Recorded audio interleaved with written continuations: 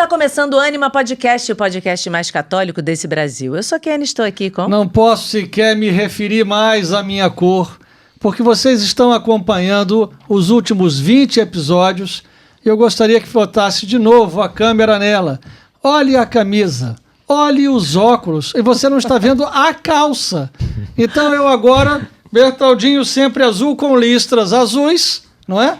Mas fazer o quê? É uma homenagem. Posso mais me referir à minha cor, porque agora eu sou copiado todos os episódios. Atenção, senhores. Ele não entendeu, gente, que é uma homenagem. Uma homenagem. É uma homenagem, Muito entendeu? bem. Então pronto.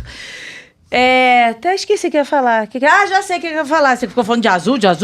Vamos começar aí pelo nosso inscreva-se no canal. Atenção, mostre sua plaquinha.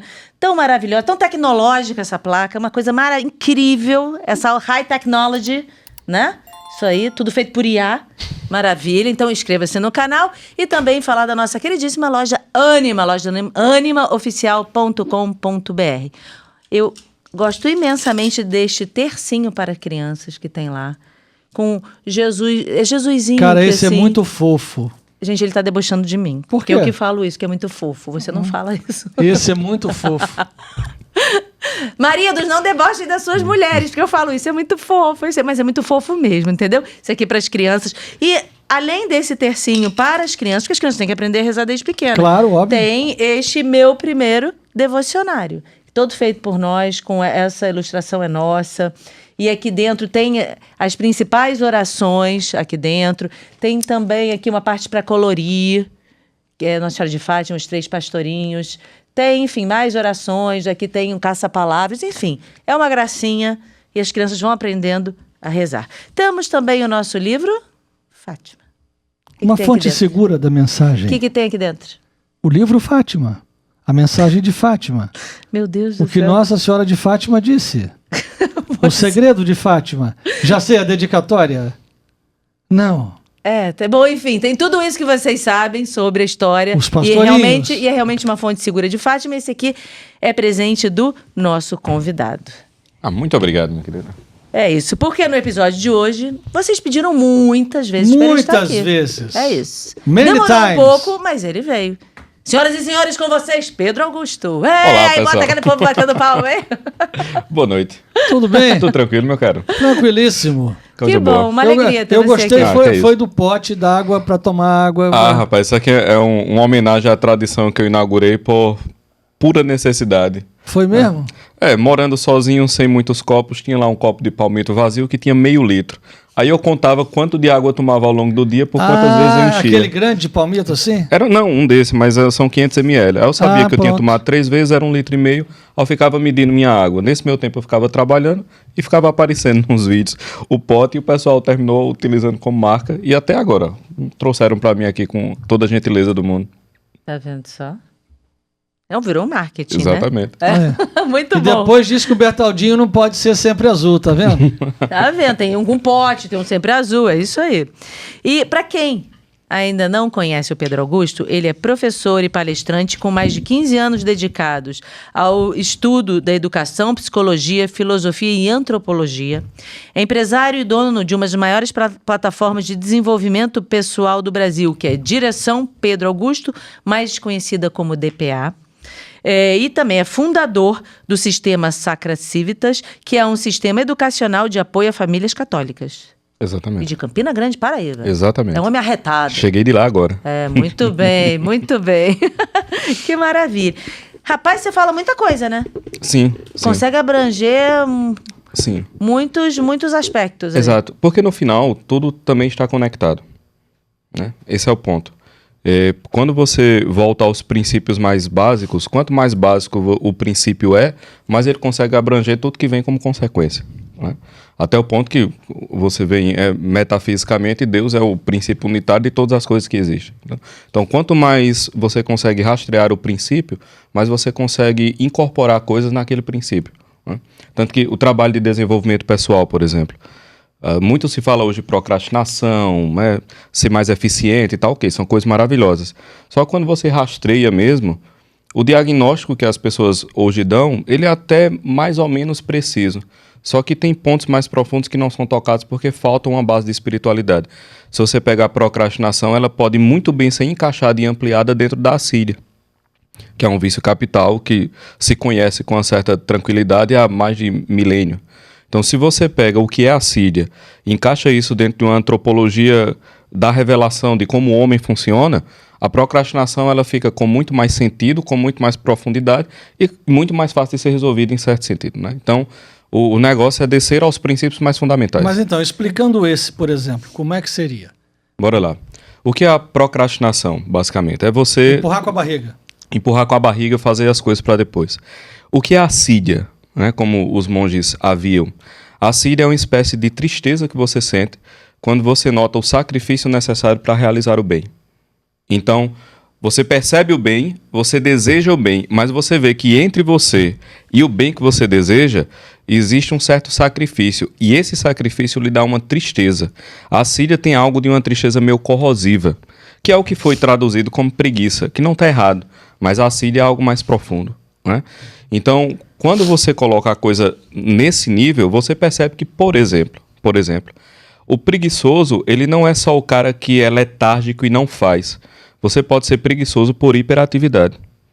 Porque qual é o objetivo básico do instinto? É você fugir da tristeza e abraçar a alegria, certo?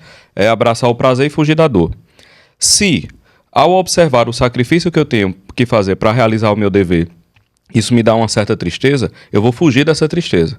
Eu posso fugir evitando aquele sacrifício específico ou evitando aquele sacrifício acrescentando um outro. É a galera que tem que estudar, sei lá, às 10 da manhã, mas ela vai varrer a casa às 9h50. E ela fica varrendo a casa até 11h30. Então, ela tem o consolo psicológico que se cansou, mas, na verdade, ela foi absurdamente preguiçosa. Então, ela foi preguiçosa por hiperatividade. Porque ela deixou de fazer o que deveria fazer. Ela fugiu da tristeza causada pela assídia, se ocupando de uma coisa que não era o dever do momento presente. E a pessoa pode dizer assim, de repente, eu não fiz isso porque, sei lá, não estou treinado, ou o meu temperamento não é assim, eu sou muito distraído, eu não tenho foco. Ela pode fugir por onde? Ela pode dizer isso, só que tem um problema, é que ninguém é obrigado à vitória, mas todo mundo é obrigado ao combate, né? Então ela pode ter todas essas questões, eu não estou dizendo nem que é mentira dela. A pergunta é, e o que isso tem a ver com você tentar? Nada, não tem relação nenhuma. Então a pessoa usa a possibilidade do fracasso como uma justificativa para a ausência de tentativa. Isso não faz o menor sentido. Quer dizer, faz sentido dentro de uma mente corrompida como a nossa, né? Claro, óbvio. Dentro de uma alma corrompida como a nossa. Mas no final das contas isso é o bom e velho orgulho, né? E aí você, ainda nessa perspectiva, você vê que a soberba, né, o orgulho como a gente chama, ele é o vício supracapital, quer dizer, ele é a base dos vícios capitais. Então, existe também uma nota de orgulho na preguiça. Existe uma nota de soberba na preguiça, como existe uma nota tipo de soberba. Vinho, né? Com notas de. Exato, de mas madeira. a base do negócio sempre vai ser a soberba. Entende?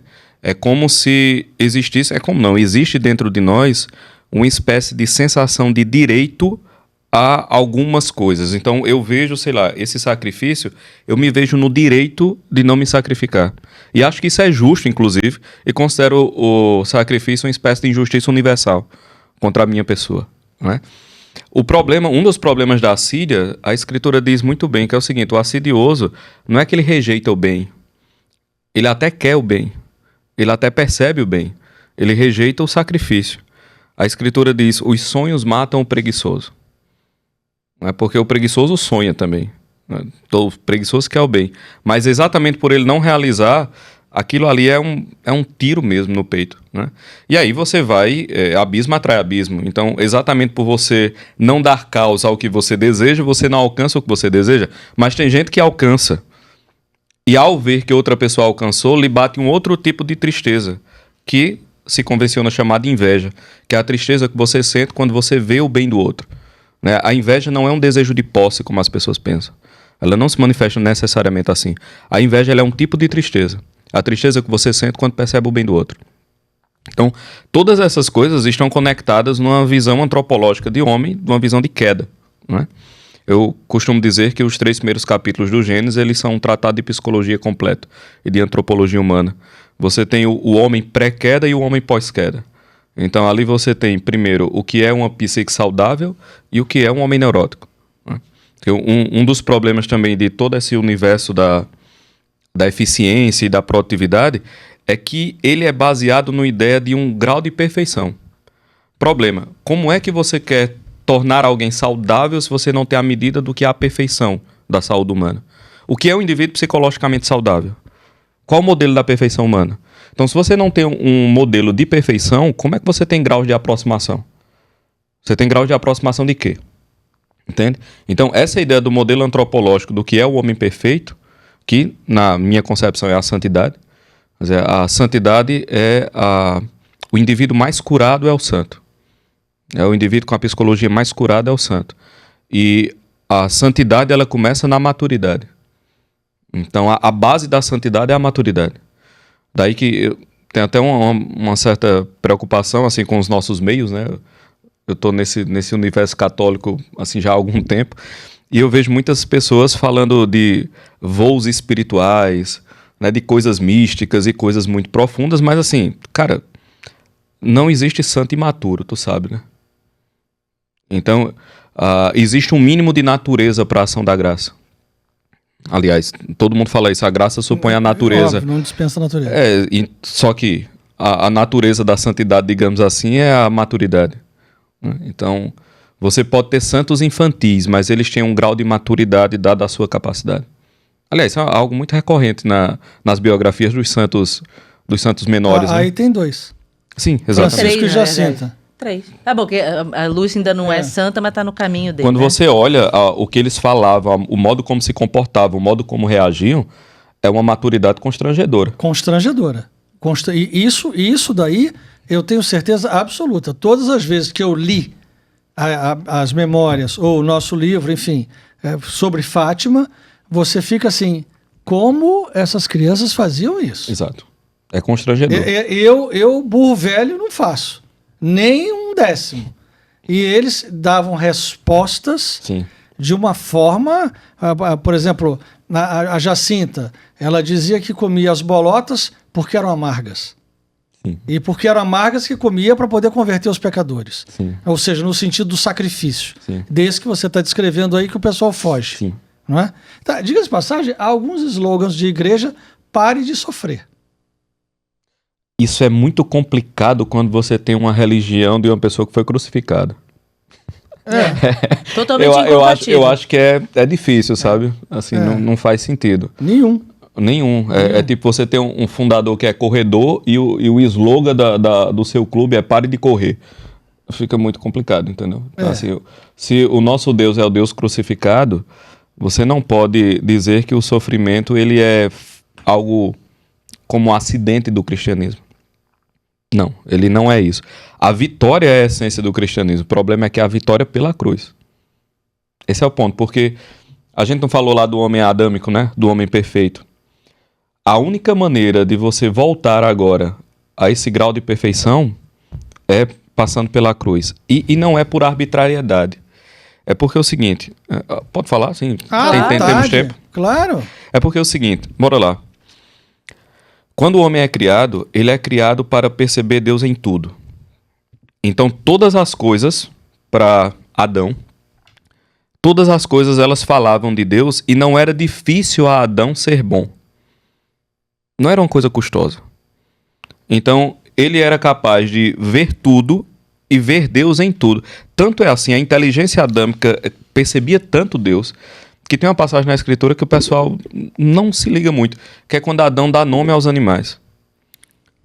E a Escritura diz claramente que ele deu nome aos animais segundo a sua espécie. O que significa dizer? A inteligência humana original ela foi feita para observar uma determinada criatura, perceber a essência dela e dar o nome adequado à essência dela.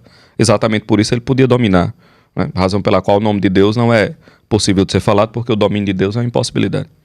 Mas ele conseguia aprender o interior daquele animal, digamos assim, e dar o nome adequado. Então ele via Deus em tudo. Você não tem no jardim 10 mandamentos, porque regras morais elas eram dedutíveis da observação da realidade. Esse era um homem perfeito, numa harmonia completa com a criação. Quando o homem cai, o que acontece é o seguinte, é que agora ele começa a observar Deus e a criação como coisas erradas. Veja, a tentação é: Deus mentiu. Não, vocês não vão morrer não, fique tranquilo. Ele disse que era, não vai nada, fica sossegado. A tentação original é dizer: Deus não é tão bom assim. Por isso que os santos são tão escandalosos. Porque eles gritam aquilo que a serpente sussurra ao nosso ouvido. Eles gritam que Deus é bom e tem um sussurro assim: Deus não é tão bom. A bondade, a inocência de Deus é o escândalo fundamental. A gente não aceita que Deus é bom, não é? Desde lá. Só que o que a gente coloca no lugar dessa bondade divina? O mundo tal qual eu imagino que ele deveria ter sido. Então, antes da queda, o mundo criado, o jardim criado, ele era uma coisa que o homem cultivava e custodiava, como está lá em Gênesis 2. Depois da queda, a realidade criada é uma inimiga do homem. Porque ele acredita que ele deveria ser o criador e as coisas deveriam ser do jeito que ele acha que elas deveriam, né? É aquela velha história. A gente é tão assim que a nossa redenção a Deus é uma redenção parcial, porque a gente olha e diz: não, beleza, eu não vou reclamar não, mas se eu fosse Deus isso não teria acontecido. Eu estou doente. Não, mas se eu fosse Deus eu não ficava doente, eu não deixava isso acontecer. Alguém morreu.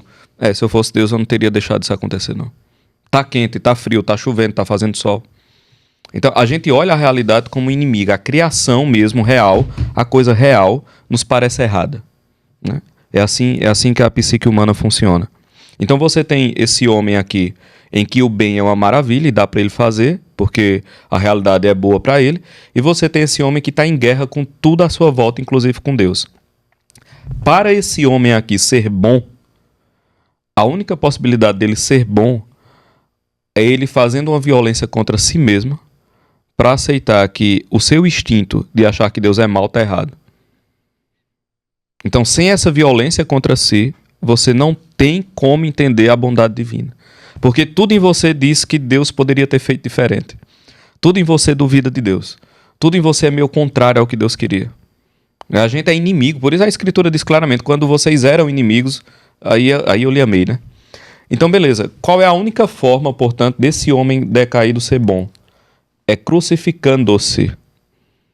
Quer dizer, não é que a dor é um sadismo divino. O que Deus pede não é dor, Deus pede é amor. O problema é que a gente é decaído ao ponto de a única possibilidade de amar seja doer. Esse é o ponto. Então, para você amar de verdade, algo em você tem que morrer. Não é por nada, não é por sadismo de Deus. Não é porque Deus é a religião da cruz, porque Deus gosta da cruz. Não, Deus gosta do amor, meu filho. O problema é que pra gente, amar é ir contra a nossa própria natureza decaída, né? Tem gente que até diz assim: o paraíso era uma maravilha, eu queria estar no paraíso. Se você estivesse no paraíso, você se matava em 2 horas. Porque, imagine você estar num lugar em que você não pode ser mal. Nós não suportaríamos isso. Nunca. Se você entra num lugar com uma disciplina muito rígida, você tem que cumprir horários, que você não pode falar mal dos outros, que você é repreendido, o cara com 1 semana já tá querendo ir embora. Ué, a Suíça, tem muita gente se matando. Sim. É tudo muito certinho, a pessoa não aguenta. O cara entra num mosteiro. Se você entra num mosteiro, passa 1 semana, você já quer matar o prior. Se nós estivéssemos no paraíso, o que ia acontecer era que a gente ia odiar Deus mais ainda. Não, mas se nós estivéssemos no paraíso terrestre, nessa né? condição, nessa condição, por não óbvio. na condição do primeiro Adão. Não, aí para ele estava ótimo. Estava né? ótimo. Tanto né? que quando ele cai, ele é expulso. Né? Ele não fica. Então, percebe, essa religião da cruz, quando as pessoas falam: você vai ter acesso a Deus, mas não vai sofrer, elas estão pregando uma coisa que é impossível. Ontologicamente impossível. Impossível. E antropologicamente impossível. A única possibilidade de amar a Deus é fazendo uma séria violência contra si mesmo. Por isso que ele diz no Evangelho, né? O reino dos céus é dos violentos. Ele tem que ser arrebatado à força. Sem essa violência contra si, não tem pra onde correr. Então, pregar uma ausência de sofrimento é loucura completa. Loucura completa. Agora, a gente estava falando ainda há pouco, antes de começar aqui, estava vendo um vídeo e tal na internet em que o cara falava a respeito do Steve Jobs, né? E dizia que ele tinha um pensamento... Durante 18 horas do dia, ele dizia que você tem que tirar aquelas horas para focar em 90% do que você precisa fazer. E não daquilo que você fica pensando ou olhando na internet. Ou seja, era focar e pegar as 3 primeiras horas, começar a trabalhar e entregar aquilo que era do dia para ser feito. Não o da semana, do mês ou do ano que vem. Que você fica se distraindo. Não, o que eu tenho, o que é importante fazer hoje? Por exemplo, eu preciso levantar e eu preciso rezar. Então eu preciso levantar e rezar. Eu preciso levantar, rezar e treinar. Eu preciso levantar, rezar e treinar. Eu preciso levantar, rezar, treinar e trabalhar. Então eu preciso levantar, rezar, treinar e trabalhar. Na sequência. Sem deixar que os ruídos interfiram naquilo que você tem que fazer. Sim. Naquilo que você precisa produzir naquele dia. Ou seja, deixar de empurrar com a barriga. E aí sim tomar uma atitude. Sim. É esse o caminho a cada dia basta ser o mal, né? A cada dia. E tem um ponto aí, Steve Jobs ainda era mais criterioso com esse negócio. Tem relatos de que ele chegava numa reunião, aí dizia, eu não preciso de você, eu não preciso de você, eu não preciso de você. Aí tirava as pessoas e botava só quem ele precisava na reunião, para otimizar o tempo. Ele era muito criterioso com esse negócio. E isso tem a ver com uma coisa muito, muito profunda, que é o seguinte, a realidade ela é sempre superior ao pensamento. Porque ela existe. O pensamento é só uma abstração. Ele pode estar certo ou errado. A realidade ela é sustentada por Deus. Deus é a substância do real. Então, se Deus parar de pensar nesse livro, esse livro some. Se Deus parar de sustentar os átomos dessa mesa, isso some. Isso aqui é real. Isso aqui existe. Não é uma abstração qualquer. Não é uma loucura qualquer. Então, quando a gente fica, às vezes, muito preocupado, qual é a vontade de Deus para a minha vida? Sabe qual é a nota mais distintiva da vontade de Deus? É o dever do momento presente. O dever do momento presente manifesta toda a vontade de Deus para você naquela hora. Porque se a providência permitiu que as coisas acontecessem até esse ponto, e nesse ponto você tem esse conjunto de deveres, significa dizer que isso é o melhor que poderia acontecer para você e para as pessoas à sua volta. O momento presente sempre guarda a salvação. Sempre. O momento presente ele é fonte de salvação. Dr. Miller, um amigo de Olavo, era um... Acho que ele era psiquiatra, não sei. Era assim, um psiquiatra ou psicólogo. Mas ele era um terapeuta genial. Né? Só que ele não tinha muitas habilidades teóricas, Olavo dizia. E Olavo era exatamente o contrário, né? Tinha toda a concepção, a capacidade de conceber teoricamente as coisas. E Dr. Miller tem uma frase muito boa, que é a seguinte: quando você não souber o que fazer, faça o que é o seu dever. Simples, essa é a forma. Quando você não souber o que fazer, você faz o que é seu dever. E aí a gente entra no problema da assídia. E quando a salvação está gritando ali no dever do momento presente, e o cara faz, não, deixar para depois, porque agora eu vou fazer uma outra coisa. Vou me ocupar com outra coisa. Você entra na máxima agostiniana, você corre muito bem, meu filho, mas você corre fora do caminho. Você é um velocista maravilhoso, só que o caminho aqui você está indo para o outro lado. E aí nós vemos como essas coisas, elas não são frescuras teológicas ou negocinhos bonitos de dizer. Isso é um negócio que causa tristeza ou felicidade. Claramente, assim. Que ou lhe deixa bem ou lhe deixa mal, destrói a sua família ou eleva a sua família. Não é uma especulação teórica e tal. Beleza, aqui a gente fala de maneira mais genérica e tudo, mas isso tem implicações muito reais, entendeu? Muito reais mesmo. Porque, olha só, se, novamente, a salvação está no momento presente e você recusa isso, você está recusando muita coisa. E a gente está recusando muita coisa o tempo todo. O tempo inteiro, o tempo inteiro. A impressão que eu tenho, e com as pessoas que a gente conversa, acho que a Kênia também, e que a gente responde, né, muitas vezes, é que há uma grande multidão que não sabe para onde tem que ir.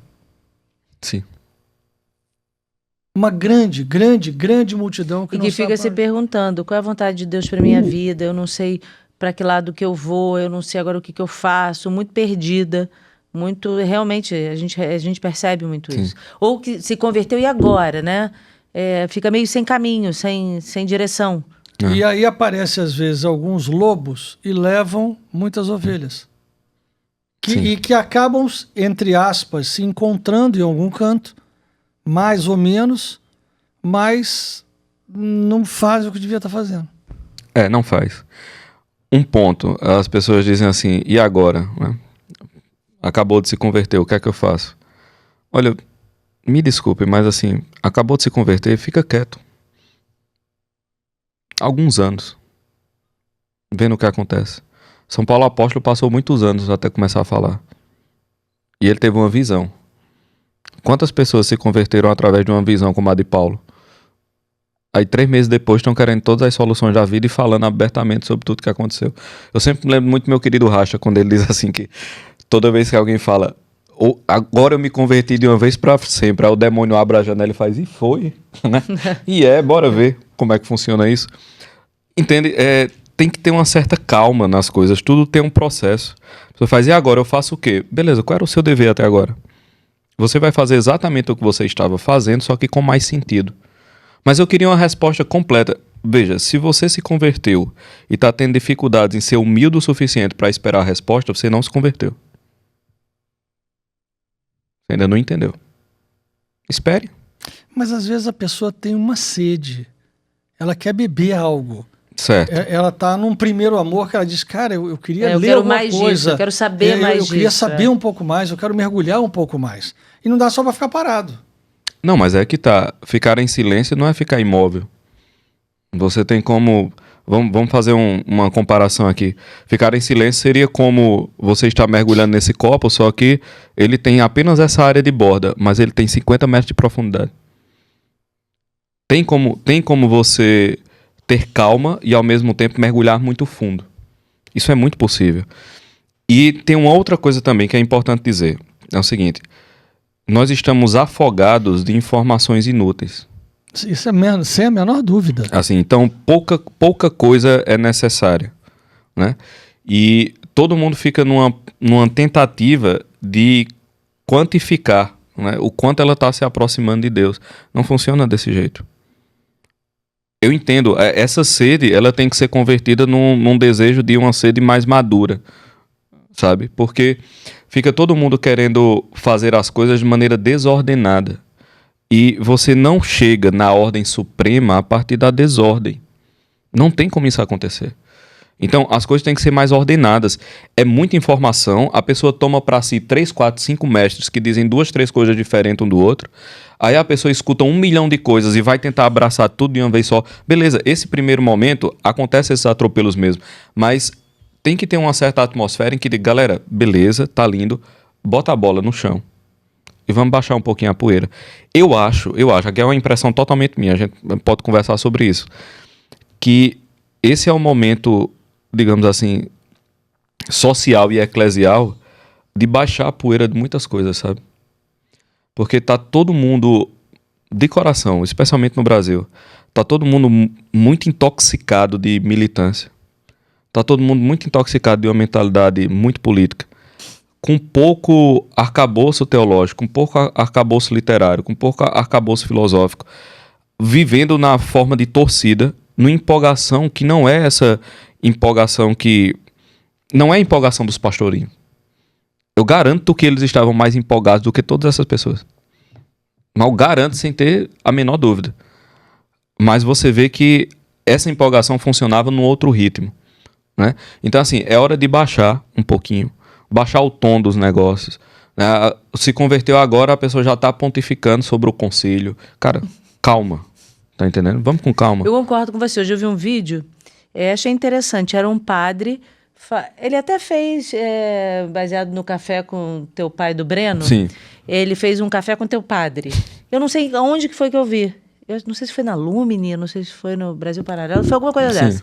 E aí ele vai, o café com teu padre, ele bota assim a caneca, aí ele diz exatamente isso. Ele fala assim, olha só, tem os jovens que acabaram de se converter e já querem dar aula de filosofia, de antropologia, de não sei o que, e ficam querendo criticar tudo aqui na internet, enquanto as senhorinhas lá da pastoral têm muito mais sabedoria e sabem muito mais. Eu falei assim, ele tem razão no que ele está falando, né? Você vê aquele história, pato novo não mergulha fundo. É o pato que acabou de chegar e está querendo dar mergulhos profundíssimos, querendo dar moral até no Papa, que é ensinar o Papa. Sim. Né, que o padre ensina a rezar a missa, não, que ensina o Papa a rezar a missa. E fica dando lição de moral e tudo, ao invés de realmente se calar. Nesse sentido, de entender, de mergulhar, de não ter uma calar, não é se calar dentro de se calar, não ser tirânico. Não é isso, pelo amor de Deus. De crescer essa maturidade. Exatamente, de perceber o que está acontecendo. Até um certo desespero, sabe? que me parece falta de conhecimento, porque você diz, a igreja está se acabando, o pároco da minha paróquia não toca a música adequada e tal. Cara, tu não sobreviveria um mês numa missa medieval, sabe?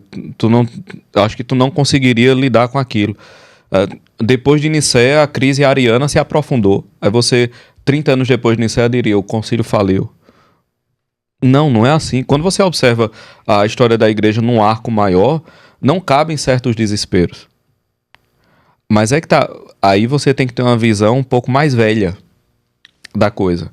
Porque aí você tem que ver, não é que você tem que ser velho, mas porque todo católico é um homem de 2000 anos, no mínimo. Né? E um católico mesmo de verdade, que é um santo, é um homem de eternidade.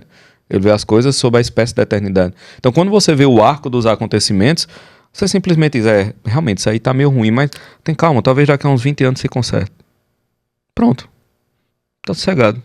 Daqui a 50 anos vai dar certo. Tem calma. Outro dia, quando o Papa falou sobre os títulos de Nossa Senhora, nossa, choveu. Não, aquilo ali foi uma histeria sem fim, pelo amor de Deus. Aquilo é uma histeria. Aí as pessoas, Bertaldo, o que você acha disso? Eu, nada. Sim. O Papa não já disse que é isso, eu não acho nada. Eu vou achar o quê? Exato. E outra coisa, quando você vê primeiro, 90% não leu o documento. Bora começar daí a brincadeira. Não leu. Vamos começar daí o negócio. Mas quando você lê, você vê que a doutrina, ela não foi alterada, até porque é muito complicado você alterar uma doutrina de cooperação, quando na verdade todo mundo é cooperador da graça. Acontece que a Virgem Santíssima coopera no nível da união hipostática. Então, obviamente, é um nível de cooperação superior ao conjunto das criaturas. Né? O ponto é, para evitar uma certa confusão, por uma questão puramente pastoral, o Santo Padre achou por bem dizer, pessoal, segura aí. E a gente, não está nem proibido de falar. Não, só segura aí um pouco.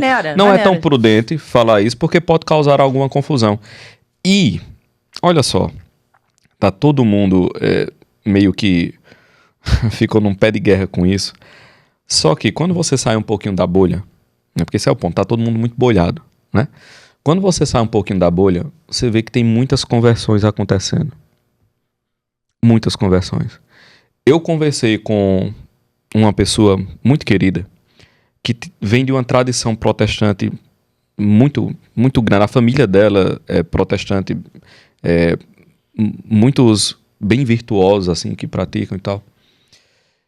E aí a gente conversando, ela fez, cara, eu vi aquilo, eu entendo intelectualmente a doutrina, compreendo perfeitamente, mas eu gostei daquilo, me fez bem, inclusive eu acho que até com a relação com a minha família.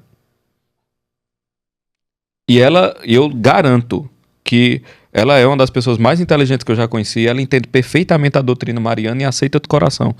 Mas na convivência, por uma questão de caridade, ela viu que era melhor esse modo, o que foi falado, o jeito que foi falado, fazia mais bem a ela e a família dela. E depois, assim, Nossa Senhora tem um título que ninguém vai conseguir nem discutir nem tirar. Ela é Mãe de Deus. A maternidade divina, que é de onde vem todas as outras coisas, né? Pronto, então é isso. Só que assim, eu nem sei se a pessoa que assinou lá o documento, que os teólogos que escreveram, fizeram com essa intenção das conversões que vão vir, das coisas que vão acontecer, porque Deus, ele não revela todos os seus planos aos homens, mas ele conduz os homens pelos seus planos.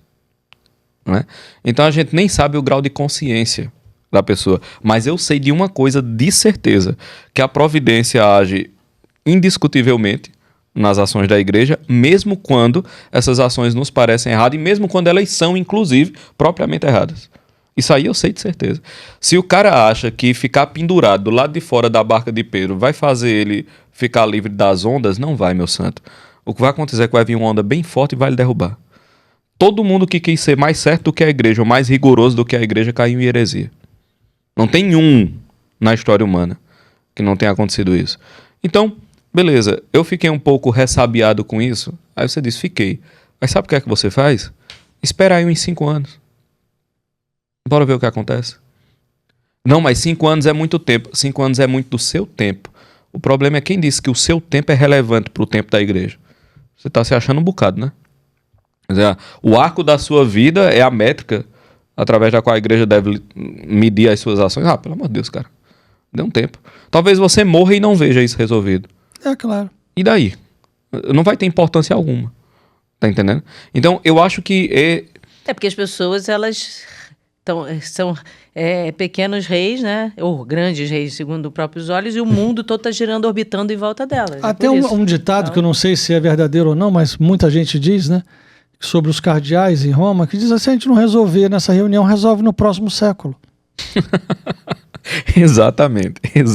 Não, no próximo século resolve. E tá tudo certo. Vão ter cardeais lá do mesmo jeito, discutindo aquele problema e resolve. E tá tudo na santa paz. E o paz. que isso mudou da sua vida com Deus?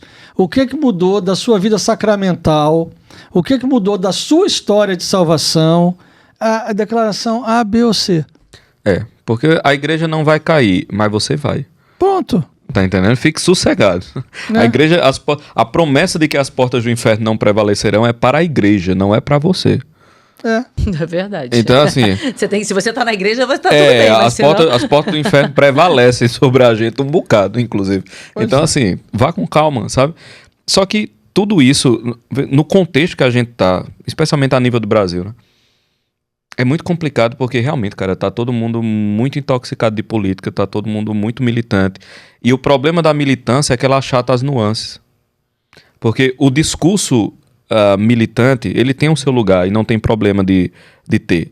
Mas tem um ponto. O discurso militante, ele tem que ser simplificado, ele tem que ser meio propagandístico e ele tem que causar certos efeitos.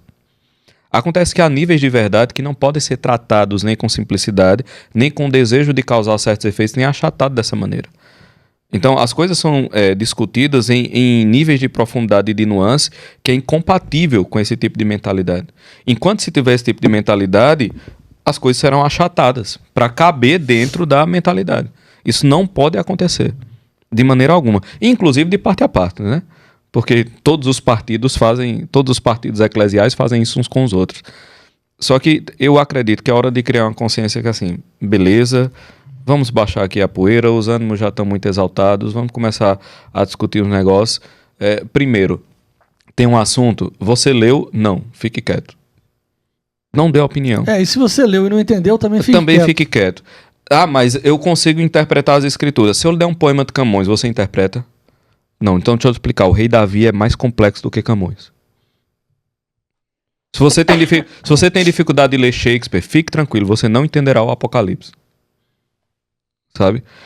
Essas coisas têm que voltar às discussões. Tá entendendo? Não é que você vai tornar a escritura inacessível, mas você tem que ter ideia do seu tamanho diante das escrituras. Mas ninguém lê. Sim. Alguém lê um livro hoje? Não. Os caras não lê história.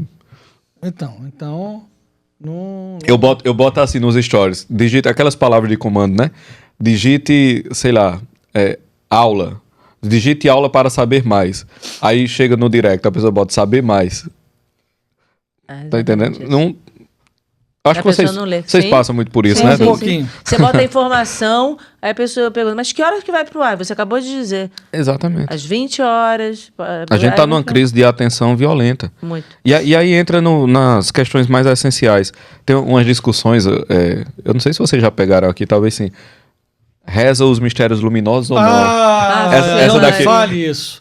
Eu entrei no ponto sensível. Isso me dá até nervoso. Isso, sério, isso dá nervoso pra gente. Babacamente fui explicar para uma pessoa, inclusive que veio aqui, né? Eu disse, olha, talvez você não saiba, mas a igreja... E a pessoa recém-convertida. Né? Sim. A igreja já fez isso. O São João Paulo II fez um decreto. Esse decreto está dentro disso aqui, tal. Os mistérios luminosos. Não, mas... os mistérios luminosos não foram dados quase na revelação. Não, o que eles dizem é o seguinte, não foi dito, Nossa Senhora não mostrou para São Domingos de Gusmão que tinha que rezar os mistérios luminosos. Eu falei, hã? Eu falo, gente, São João Paulo II instituiu, é um papa. Faltava ali os mistérios da vida pública de Jesus. Quem acabou de compor o terço Ainda tá nervoso. E decretou que se pode rezar o terço já foi a igreja. Então, como é que você pode dizer que não vai rezar os mistérios luminosos? Não, e é muito... Essa discussão é interessante porque aí a gente também tem aquele ponto da percepção do arco histórico, né? Olha, Nos primeiros séculos do cristianismo, você não tinha a oração da Ave Maria como a gente tem agora. Claro. Depois você não tinha o terço como a gente tem agora.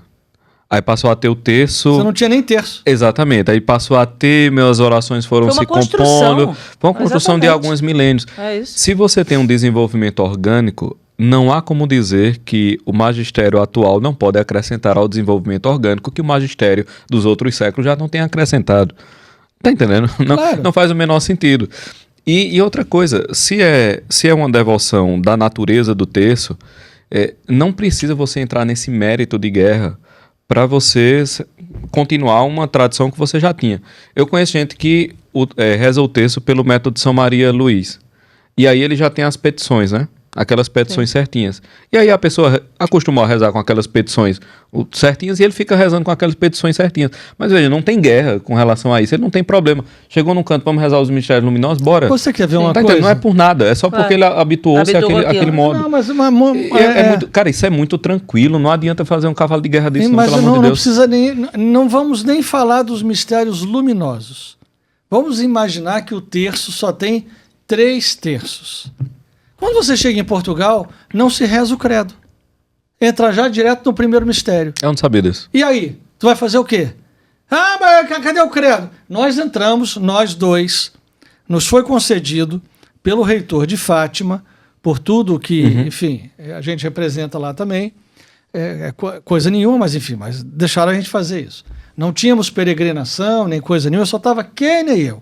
E eu perguntei ao reitor, o senhor nos dá a honra de rezar 1/3 inteiro na capelinha?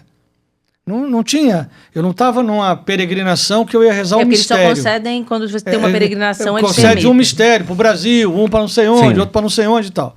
Muito bem, então ele nos concedeu... Porque não era nem horário do terço. Às 4 da tarde, eu acho que Acho foi, que nem era a horário. gente entrar na capelinha e rezar o terço. Tá bom. No microfone. Quando nós estávamos entrando, o guarda, sem o credo, hein? Daquele jeito português. Sim. Sem o credo! Comece no primeiro mistério. Imagina. Pronto, tá aí. E eu não rezei o terço? Porque eu não rezei o credo? Sim. E estamos num dos maiores santuários marianos do mundo, né? No altar, O altar do mundo. Do Exato. mundo. Como é Fátima. chamado? Fátima, Sim. o altar do mundo. E aí? O que tu vai falar? Exato. Não começa pelo credo. É uma questão cultural. Sim. E eu deixei de rezar o texto? A senhora não ouviu? Não. Então, assim, essas pessoas que insistem na burrice, tem que parar de insistir na burrice. E às vezes nem o texto reza. E às vezes nem o texto reza.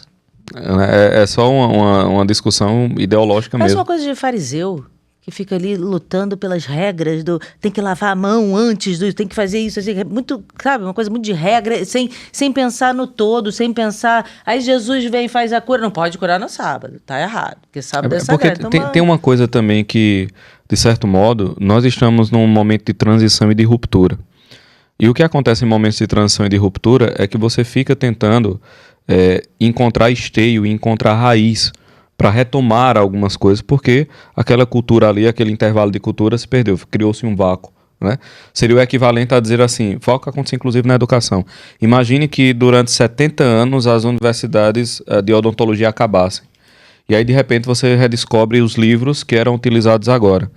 Como é a técnica de fazer isso? Como é que eu aplico aquilo ali na prática? Então você vai ter que reconstruir uma tradição.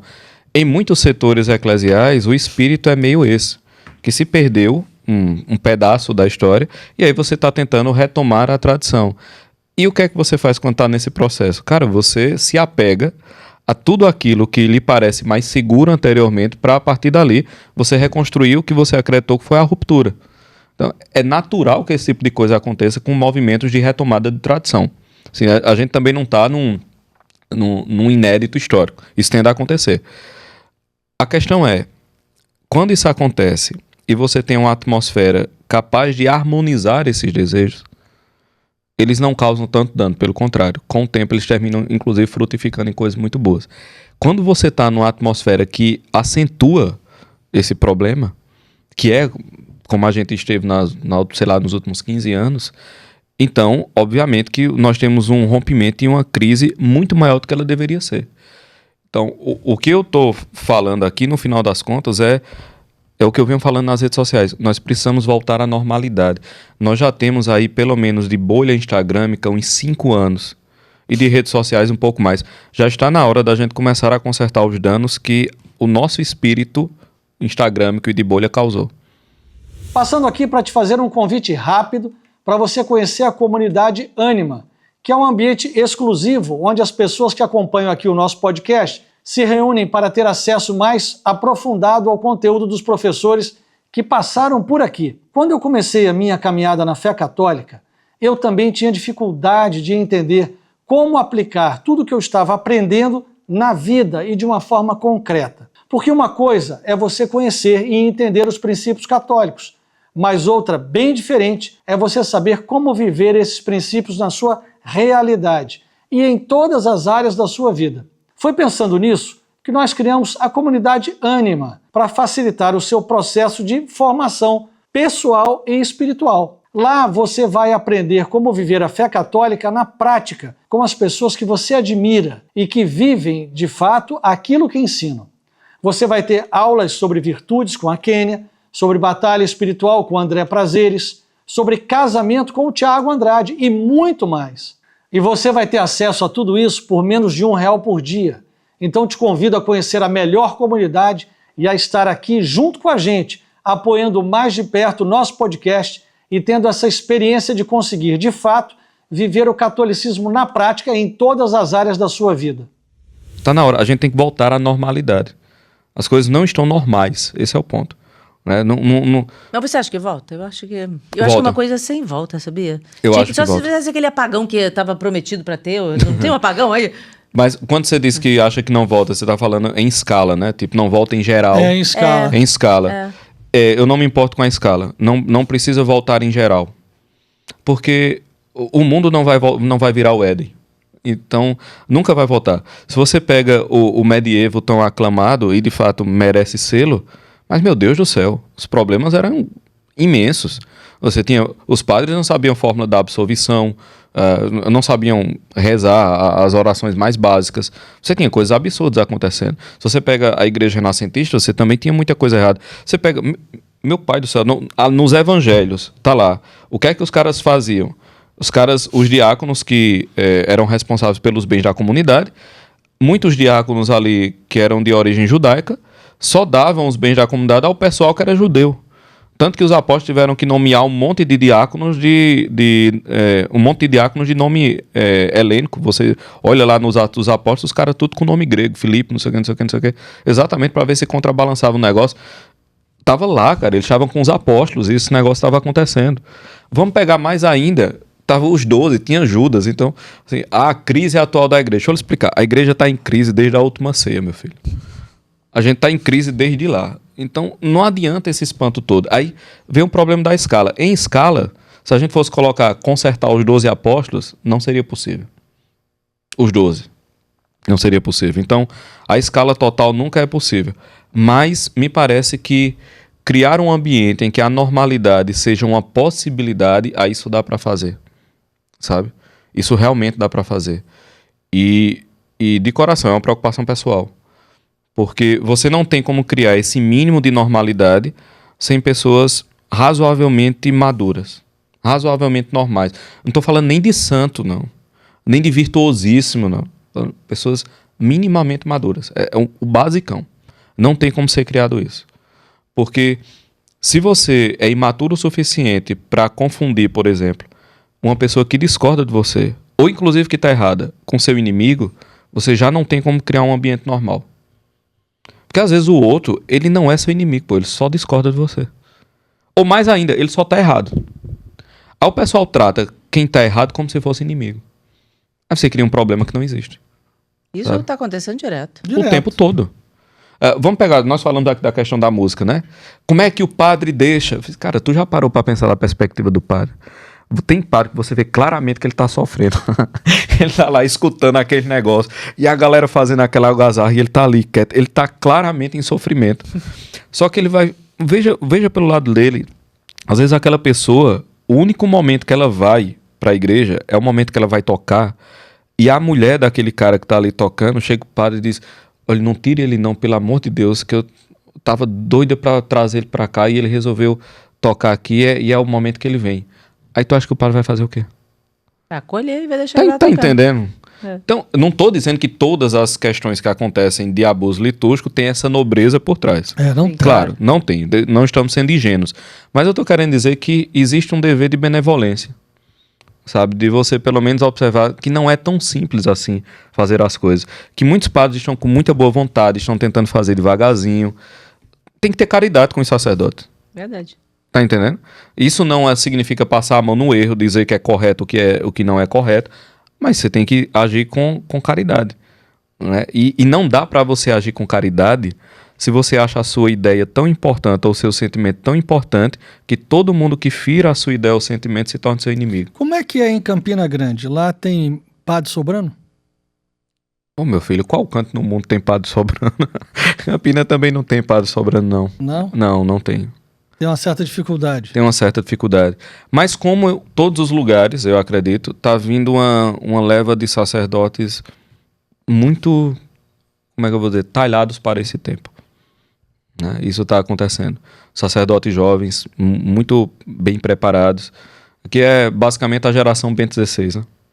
Acho que os padres que receberam o sacramento da ordem nos últimos 5 anos, ou um pouquinho mais, são a geração de Bento XVI, que já vem, inclusive, com essa concepção de hermenêutica da continuidade, que já vem com esse trabalho, que já é um pessoal que não é tanto ela está ali mais na transição da geração Millennium para a geração Z, né? Um pessoal que está ali na casa dos 30 e um pouquinho. Então, está vindo uma leva muito boa de padres. Mas nós falamos apenas e tão somente da procrastinação. Sim. E um outro aspecto. Eu vou puxar um aqui que eu achei Por muito favor. interessante e que tem até no seu perfil. E a gente vê muito isso acontecendo. Você estava dizendo exatamente num trecho ali que eu li seu, acho que foi um post. Eu não sei se foi um post, enfim. Você dizendo da questão dos distúrbios alimentares, a pessoa que come muito, aí a pessoa faz uma bariátrica, aí a pessoa fica um palito, porque cortou um pedaço lá do órgão dela, né? Aí, que era desse tamanho, ficou desse tamanho, passou a comer menos, só que aqui não mudou, a cabeça não mudou em nada, ali, nem só aqui, nem o resto todo mudou. O que acontece? A pessoa, mudou só o corte que foi feito ali. A pessoa volta tudo, engorda tudo de novo, e pessoas desesperadas atrás disso, é um distúrbio alimentar mesmo, né? E você estava falando exatamente dessa questão, dessa ligação do corpo, da alma, você estava fazendo esse paralelo. Sim. Que eu achei super interessante isso. É o seguinte, por qual razão a primeira tentação é com comida? Por qual razão o Gênesis coloca o pecado como uma tentação também mediada pela comida? Foi arbitrário? Óbvio que não foi, é porque isso é uma coisa muito importante. Aliás, quando na descrição do fruto proibido diz que ele era atraente ao olhar. Então não foi um fruto comido por fome ou por outra coisa, mas foi um fruto comido por um desejo que não era um desejo razoável. Né? E a primeira tentação do Cristo também é com comida. Por que é que isso acontece? Porque existe uma íntima relação entre o modo como você usufrui da comida e da bebida e o modo como a sua alma está. Olha, salvo raríssimas exceções de ordem fisiológica, ninguém ganha 10, 15 quilos só por uma questão física. Cave meio palmo ali, que você encontra muito mais problema. Com certeza. Muito mais problema. De que tipo? Bora lá. Problema básico da gula é que você quer felicidade, mas no prato só tem comida, sabe? Não vai dar. A conta não fecha. Não bate o negócio. Você come pelo desejo de um certo prazer. Você não come por uma necessidade de comida, uma necessidade funcional ou até um prazer moderado. Você come por um desejo de felicidade. E realmente, e aí você entra nos esquemas da relação do corpo e da alma, né? Porque aquela comida lhe dá uma certa felicidade mesmo, inclusive em nível fisiológico, em nível de neurotransmissor, aquela coisa toda.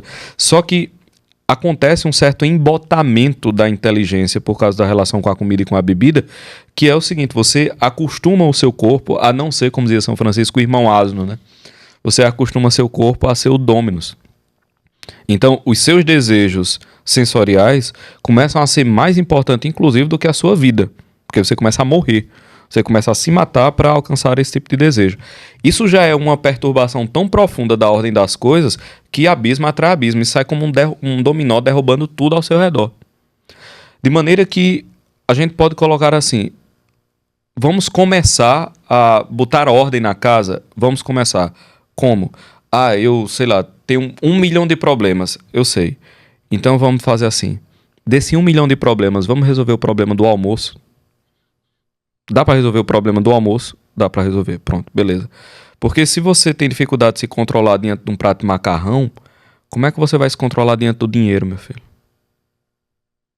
Como é que você vai se controlar diante da sexualidade?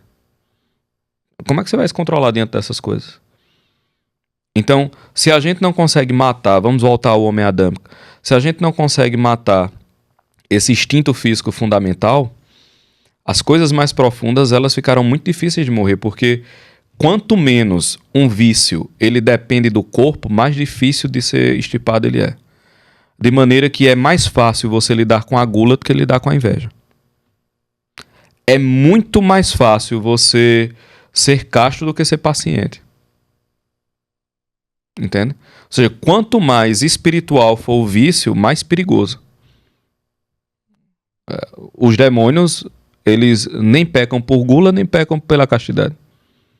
Porque nem corpo eles têm. Né? Não obstante, estão no inferno muito mais profundo que qualquer um de nós pode sequer imaginar.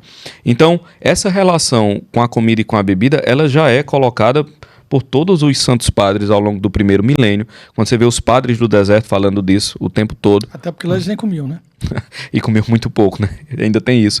Mas quando você observa essas coisas, você vê que, cara, não é tão simples quanto eu penso. Sabe?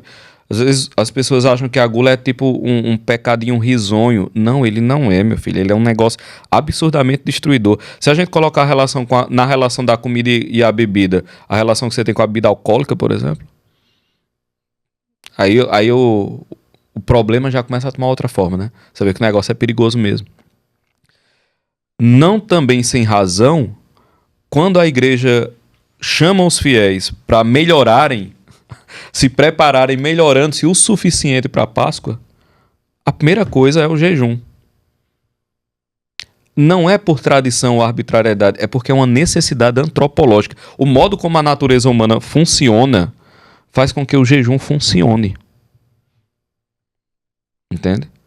Então, que não é o jejum intermitente. Não é, mas veja, o jejum intermitente, ele já causa um efeito benéfico. Ele pode não causar um efeito benéfico inteiramente do ponto de vista espiritual, porque você não tem a intencionalidade espiritual.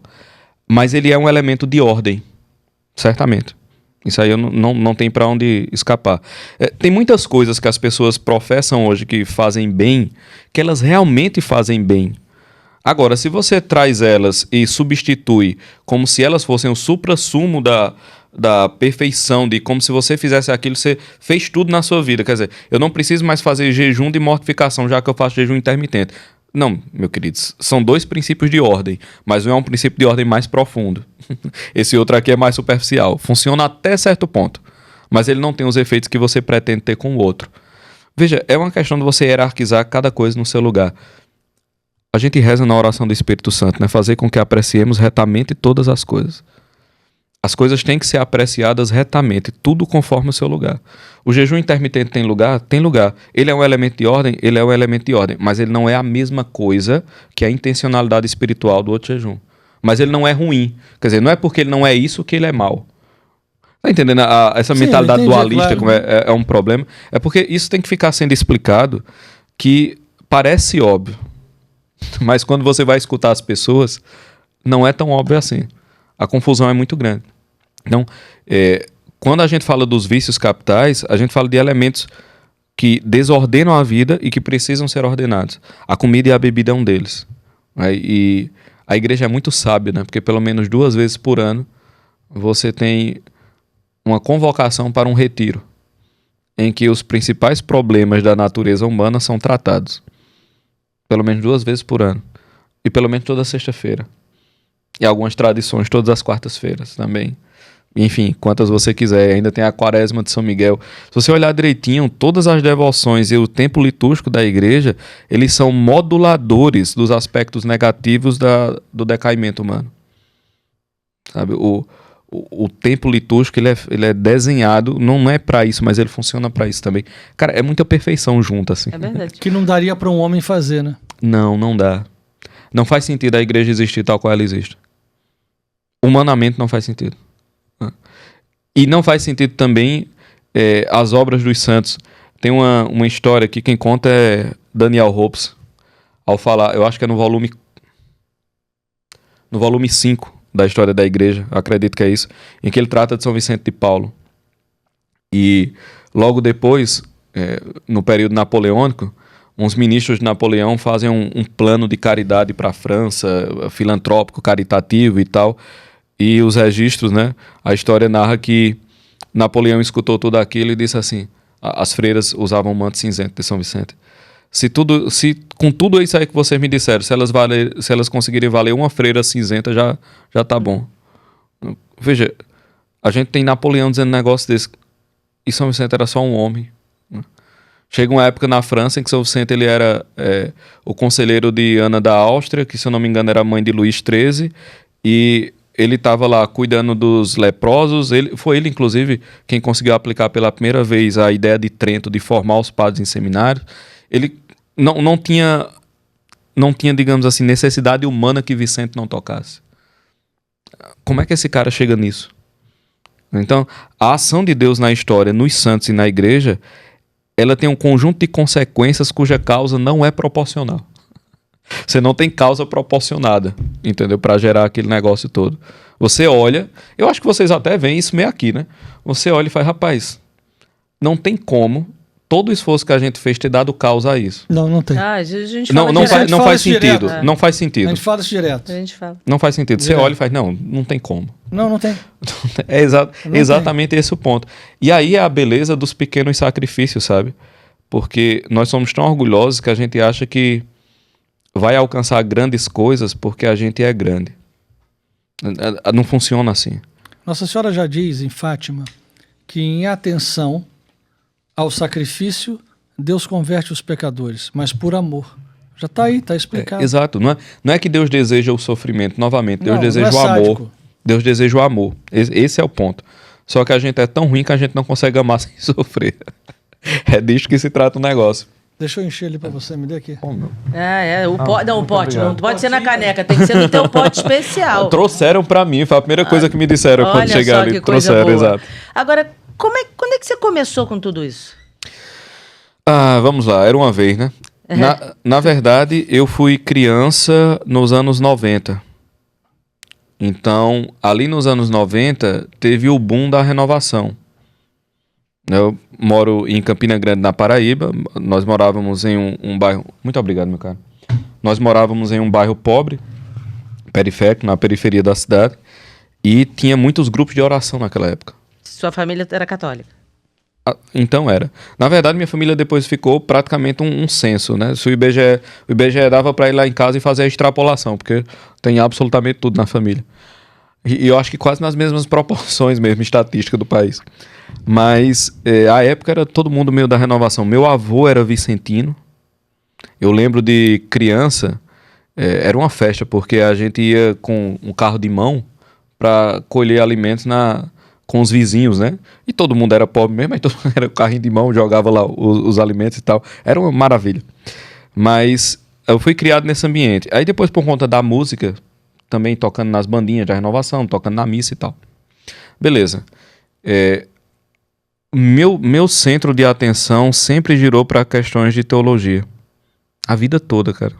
Teologia, questões de comportamento, literatura, e óbvio, um pedaço da minha vida foi bem musical, assim, mas esse sempre era meu centro de atenção. Eu lembro que no ensino médio, eu sofri bullying, né?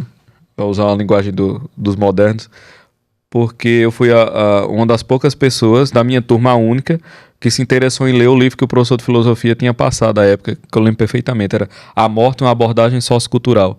Esses dias eu encontrei esse livro num sebo e comprei só por lembrança dessa época. E isso sempre me interessou. Aí, eu fui fazer um teste vocacional no ensino médio para entrar na universidade. O teste vocacional deu medicina, astronomia e música. Nossa. Nada a ver uma coisa com a outra, né? Aí o que eu fiz? Direito. Caramba! Aí ele, pra contrariar, não vou fazer nada aqui da Aí eu, confusão. aí eu fiz direito e física, né? Caramba. Eu também gostava muito de física. Aí terminei entrando para direito, óbvio. Se você passa para física e para direito, onde é que você vai? Né? Então, aí eu fiz direito, a época era o caminho mais adequado. Mas mesmo na universidade, todo o meu centro de atenção eram essas coisas. Toda a vida, né? Trabalhei como advogado, fui advogado trabalhista, tive meus problemas com direito, fiquei fugindo do direito. Aí tocava na noite, tocava recepção de casamento, tocava essas coisas. Toquei numa banda de pagode chamada Sambarato. Sambarato. Nós éramos muito bons. Mas fiz um monte dessas coisas meio que fugindo, né, do direito, porque no final das contas eu só me interessava por essas questões mesmo de ciências humanas e tal. Uma coisa muito importante na minha vida que a verdade, para ser honrada, precisa ser dita. Em 2009 e 2010 eu encontrei o professor Olavo. E aí foi um divisor de águas completo. Porque eu comecei... Todo aquele ardor que eu tinha por esses assuntos foram cristalizados ali, né? E Olavo foi completamente decisivo na minha vida. Decisivo assim. Ele formou tem muita antes gente. E depois. Ele era um cara diferenciado, né? Claro que era um gênio. E era um gênio mesmo. Quando você começa a... Tem certas inteligências que lhe humilham, assim. Você olha e faz, caramba, eu sou um jumento. Você vê aquela pessoa, se essa pessoa me visse falando, ela ia ficar espantada, um macaco falando, né? Tem gente que é assim.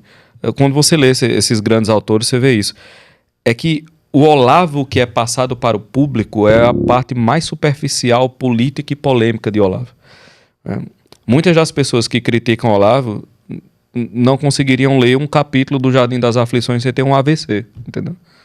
O rigor que está ali... Sem ter um AVC, ótimo. Não, mas porque tem coisas muito profundas, né, que ele fala e... Enfim, era um homem genial. Mas aí eu comecei a fazer isso e... Uma verdade, né? A renovação me ajudou muito. Hoje eu não sou mais na renovação e sei que a minha espiritualidade não é essa, mas a renovação me ajudou muito. Porque foi lá que, em certa medida, eu comecei a falar, comecei a dar aulas. Essa coisa de tocar também, ele coloca... Você ouvia o quê? Padre Jonas? Ouvia quem? Padre Jonas, Padre Léo. Tudo. Eu tava lá, eu era adolescente quando o Padre Léo morre, né? Então foi um evento em certa medida assim também. Mas aquilo ali, aquela atmosfera inteira eu vivi. Né? Desde a renovação carismática semi-protestante até o tradicionalismo carismático. Então eu peguei esse arco. Né? E quando eu digo semi-protestante é que em alguns lugares que eu frequentei, eu não estou dizendo que me disseram não. Estou dizendo que eu estava lá. Né? Realmente, as músicas eram protestantes, a espiritualidade era protestante. Isso realmente aconteceu, não é mentira. Em alguns lugares isso aconteceu mesmo. Um deles eu estava lá. Né? Mas aí eu vi a coisa mudando, porque aí boa parte desse pessoal encontrou a tradição ali por volta de 2008, 2009, 2010. Também meio malucaça, porque pegou ali Orlando Fedeli, Monfort, aquela coisa toda ali por volta de 2008. E aí teve o evento Olavo mesmo, o COF, e enfim, aí teve as redes sociais, aí teve um movimento político e a coisa foi mudando, até que nós tivemos a desilusão política com a derrota de Bolsonaro. E eu acredito que todo esse capital, né, que foi se acumulando, essas tensões foram se acumulando, eu até digo o pessoal de direita que inclusive pararam de me chamar por lugares, porque eu fico dizendo isso, que a melhor coisa que aconteceu para o Brasil foi Bolsonaro ter perdido aquela eleição. Não pela questão política em si, mas porque a desilusão política que se seguiu fez com que boa parte das pessoas que estavam inebriadas de política, uma vez desiludidas, procurassem algo mais profundo. Que de alguma maneira elas já estavam tocando ali, mas estava tudo muito pirotécnico, tinha muita coisa acontecendo.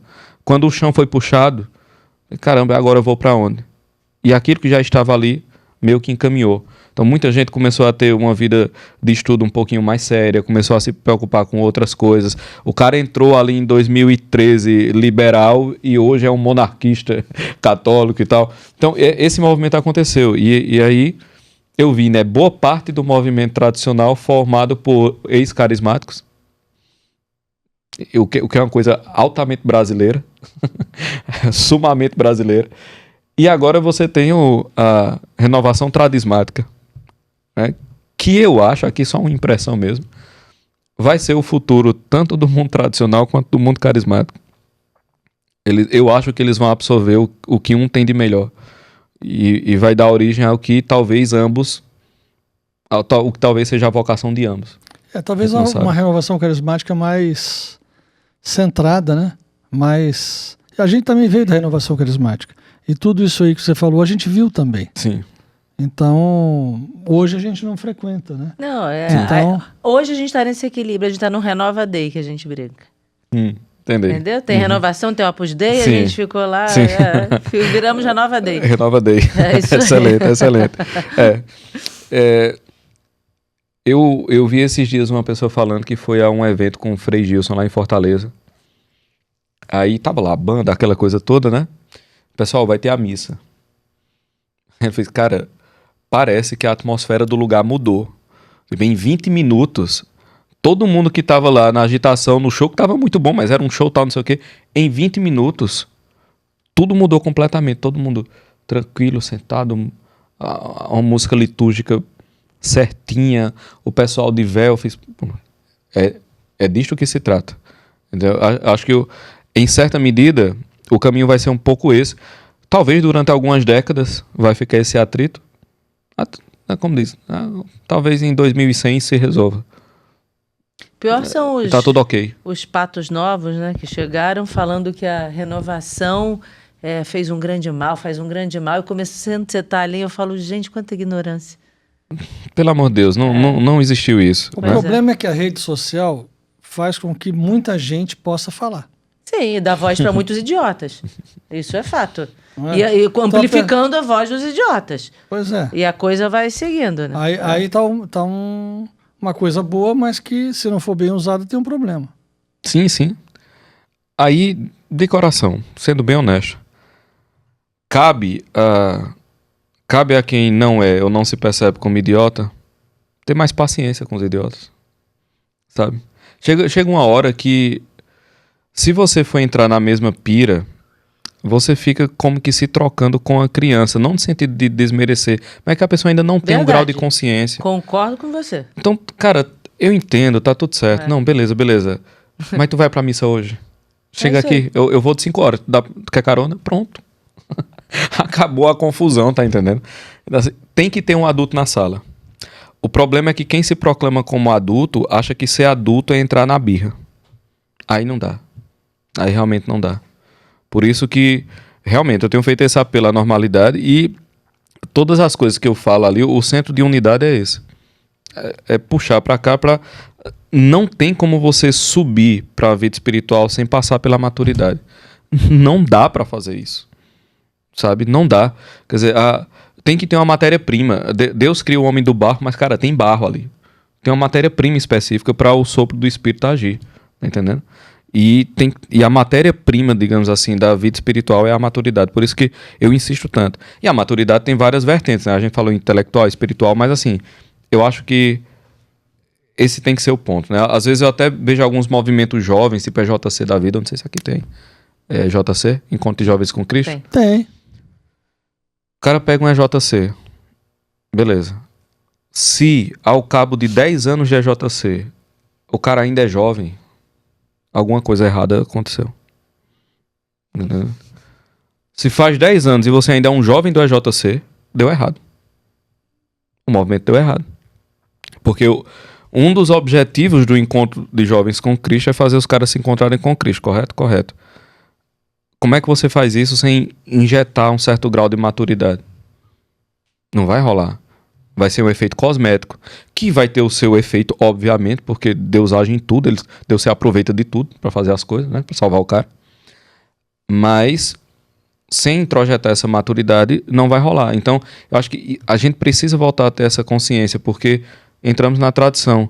Antes, tudo isso que nós estamos conversando agora era pulverizado no modo como as famílias criavam os filhos, nos conceitos ali do que era certo, do que era errado.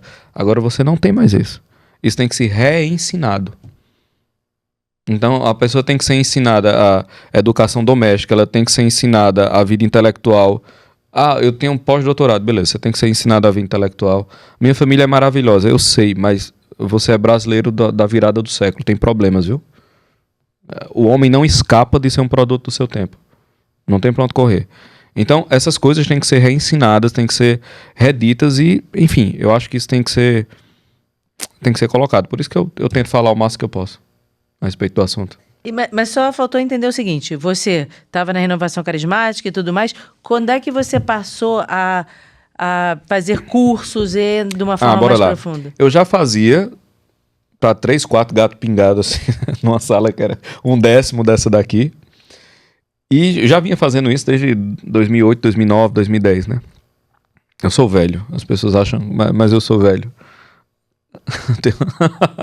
Eu tenho 38 anos já. Muito velho. E aí... Olha, tu é muito velho. Eu tô com 48, velho. Cara. Então... Não, mas você só é mais. Não quer dizer que eu sou jovem. Mas... Você tá com quanto? 48, 4.8. Aham. Rapaz, é pecado mentir, hein? Pode não. Mas aí... É verdade, é 46. Não quero falar assim também, né? Meu Deus do céu. Mas aí eu dava aula para esse pessoal, né? Alguns gatos pingados ali e tal. Mas isso foi muito bom. Foi um treino muito, muito bom. E aí, só que o que aconteceu? Eu terminei a universidade e virei estatística, né? Eu era estudante e fiquei desempregado. Então... E agora eu faço o quê da vida? Não gostava daquilo. E aí tentei fazer tudo nesse período, como disse. Tocava, ver de música, tentei um mestrado, mas até comecei, mas enfim, deu errado, não continuei. Aí fui para um escritório trabalhar, advogado trabalhista, trabalhei em granja. Aí fiz um outro bico de garçom quando estava assim. Eu saí fazendo tudo que você imaginasse que estava ao meu alcance, né? Só que isso foi gerando uma crise existencial profunda porque eu não sabia o que fazer da vida. E eu via as pessoas fazendo as coisas à minha volta e pareciam que elas sabiam o que fazer, eu não sabia. Meu amigo, eu não sei o que fazer agora. Eu não cheguei nessa parte do jogo, eu nunca joguei essa fase aqui do jogo, não. Como é que eu faço, né? Como é que eu passo do chefão aqui? Aí, beleza. Teve um momento, foi em 2018, eu lembro disso perfeitamente. Eu estava no escritório, trabalhando como advogado trabalhista. E nessa época, foi quando o Instagram começou a crescer mais, né? Eu já tinha alguns vídeos, algumas coisas e tal. Mas aí eu vou me dedicar. E quando dava 5 horas, terminava o expediente, eu ficava mais tempo lá no escritório, respondendo caixinha, gravando vídeo, fazendo coisa. Até que, hoje eu sei, eu tive uma crise de ansiedade violenta. Foi numa quinta-feira. Hoje eu sei que foi uma crise de ansiedade violenta. Eu achava que era frescura até esse dia. E dali em diante eu fiz, cara, eu tô me enganando muito. Não adianta eu ficar aqui. Não faz o menor sentido. Aí naquela noite eu liguei pro meu chefe e disse, ele foi muito gente boa, inclusive. Fiz, cara, eu sei que tu tá passando por um negócio assim, porque eu já tinha trabalhado lá alguns anos antes. E voltei. E quando eu voltei, eu já voltei meio perturbado, assim, por todas essas coisas. E eu não voltei com o mesmo grau de produtividade que eu tinha. E eu conversei com ele, a gente conversou abertamente. Eu falei, não, eu tô vendo claramente que são quase 2 pessoas, assim. Eu falei, não, mas eu já tive isso, eu entendo. Ele até diminuiu um pouco o serviço pra mim. Ele foi muito cordial. Mas aí eu disse a ele, beleza, eu vou me embora. E aí eu tinha, sei lá, R$900 na conta. Mas era isso eu ficar doido. Eu preferi ficar liso. Que no final já tava também. Não é que eu fazia tanta diferença assim, não. Eu já tava, só que eu tava ficando liso e doido. Eu preferi diminuir e ficar só liso. Ficar só liso. Doido é mais complicado. Pois é. E comecei a mergulhar mesmo, a me dedicar e fiz, o que eu faço de graça, eu vou cobrar agora. Basicamente. E aí eu ofereci horário ao pessoal para dar aula particular. Vocês Mas pegam- era aula... Aí dependia muito, porque quais eram as necessidades do público? Era o pessoal que estava com questões intelectuais, assim, queria aprender a ler algumas coisas, queria ler certas obras e não entendia, queria começar na vida intelectual, não sabia por onde, tinha desejo de aprender algumas coisas de filosofia, não sabia por onde começar, tinha muitas questões teológicas que também não sabia. Pronto, beleza, quais são as suas dúvidas? Isso aqui eu sei, isso aqui eu posso lhe ajudar, a gente faz aqui umas 2, 3 aulas e... Aí tinha aluno que ficava 6 meses, né, fazia um arco inteiro de estudo, assim, bem interessante. É legal isso, É. gostei. Aí eu fiquei 1 ano nessa brincadeira, que foi quando eu consegui me sustentar mais um pouco e dar mais estofo. O Instagram explodiu. E ali na pandemia, de 2019 para 2020, eu comecei a fazer uns cursos. Eu lembro que na pandemia eu vi ali o que estava acontecendo. E aí eu fiz um curso sobre as distopias, que eu analisei 3 distopias, 1984, Fahrenheit 451 e Admirável Mundo Novo, fazendo a correlação com o que estava acontecendo. Eu já queria lançar o DPA em 2020, não consegui. Em 2021, eu comecei a dar DPA aulas, é o Direção Pedro Augusto, que é a plataforma de desenvolvimento pessoal. Em 2021, eu ministrei um curso sobre os vícios capitais, sobre os 7 vícios capitais, em 2021. No final de 2021, peguei esse embalo e lancei a Fé Explicada, que era basicamente, o nome já diz, né? Explicando os princípios básicos da fé. E aí, em 2022, eu lancei o Direção Pedro Augusto, que é basicamente uma síntese dessas coisas, de maneira mais acessível. Porque Então, daí você já não pegava um aluno por vez, já você abriu uma não, aí turma. já, exatamente, já abria turmas, entendeu? E aí já começaram a entrar alunos aos milhares, graças a Deus, no DPA inclusive, né? Então, aí foi assim, aí a coisa deu um salto muito grande. E no DPA, por exemplo, eu pego obras e a gente comenta as obras. Então, eu uso muito Rafaeliano Cifuentes, Ah, sim. né? Logo quem? Não, eu acho maravilhoso. Foi diretor espiritual do Bertaldo há muitos anos. Mais de uma década. Não, ele é impressionante. Ele é impressionante. O modo como ele escreve, não, é impressionante. O nosso filho se chama Rafael por conta do arcanjo e dele. Sério? Sabia nunca dessa ligação. Nós temos uma ligação muito grande profunda com com ele. Pois Quando é. a gente era do grupo de oração, quando a gente era jovem, ele era diretor Ele espiritual. era o diretor espiritual do Nossa. nosso grupo. Cara, que maravilha. É. Pois é, ele é um dos principais autores do programa. Então, Ah, ele, então você ele, tá com um programa de mão cheia. ele, em 30 dias de lançamento de livro, eu fui com ele a 28. Cara, que massa. Nós convivemos muito. Muito. Eu cansei de Ele ir. batizou e deu a primeira comunhão do nosso cansei, mais velho. é.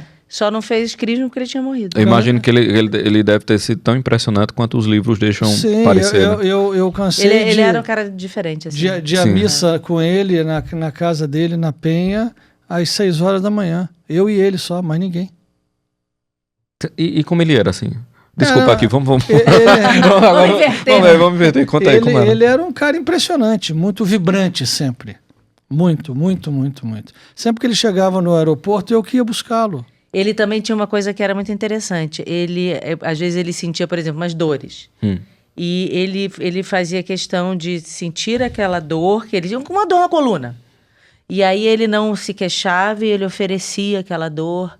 Ele tinha muitos oferecimentos, né? Ele oferecia para Deus, para a conversão dos pecadores, para tudo. Muita coisa que ele passou, de dificuldade mesmo. Porque ele era um homem muito atlético, ele corria de Ele manhã corria. cedo. Sim. Eu chegava na Penha, ele estava correndo lá em cima. E aí depois o corpo dele não acompanhou a cabeça maravilhosa que ele tinha. Então ele tinha umas coisas físicas que ele sentia, né? De dor, de sofrimento. E aí ele caladinho, né? Não se queixava de nada. Passou por umas situações bastante complicadas de injustiça que fizeram com ele. E ele ficou calado, não falou nunca nada disso pra ninguém. Engoliu tudo quietinho, oferecendo. Um homem... Um cara, espetacular. uma pessoa que nós É um convivemos santo esse homem. muito, não convivemos pouco. Ele é um Não santo. convivemos uma vez no ano, convivemos todo dia. O livretinho da Constância. É um dos módulos mais, assim, que o pessoal mais assiste, mais gosta. Porque o que eu notei foi o seguinte: nós chegamos num ponto que não adianta só Só. Adianta um pouco. Mas não adianta, em sua máxima eficiência, você dar só as obras para as pessoas. Você tem que ajudá-las a ler as obras, a interpretar as obras. Então, eu pego aqueles livretinhos, que eu não digo livreto como demérito, é porque é o formato, né? Sim, Pequenininho que é e tal. menor. Eu pego os livros ali e aí a gente vai quase comentando parágrafo por parágrafo, as implicações, o que isso, a relação Isso desse é muito negócio, interessante. entendeu? Porque escapa e tem muita coisa ali. Você já leu o livro dele de Serenidade? A Serenidade e Paz pela Oração? Isso. Sim. Você leu... Aquele da edição da capa azul, né? Isso. É Isso. Mar Adentro? Mar Adentro? Não, esse eu não li, não.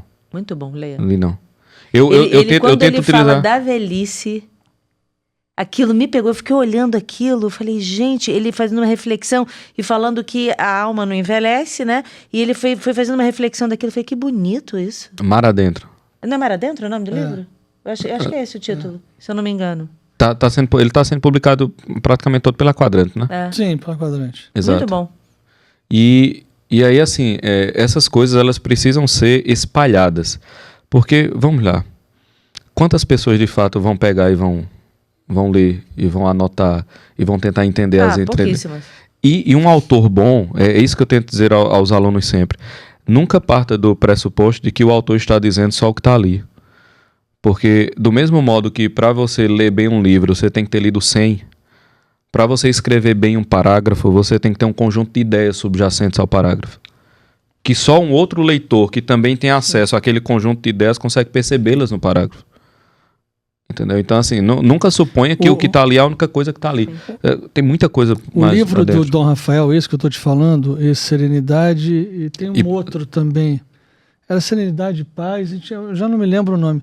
Mas, possivelmente, foi o melhor livro que eu li daquele assunto na minha vida. Ninguém nunca escreveu melhor.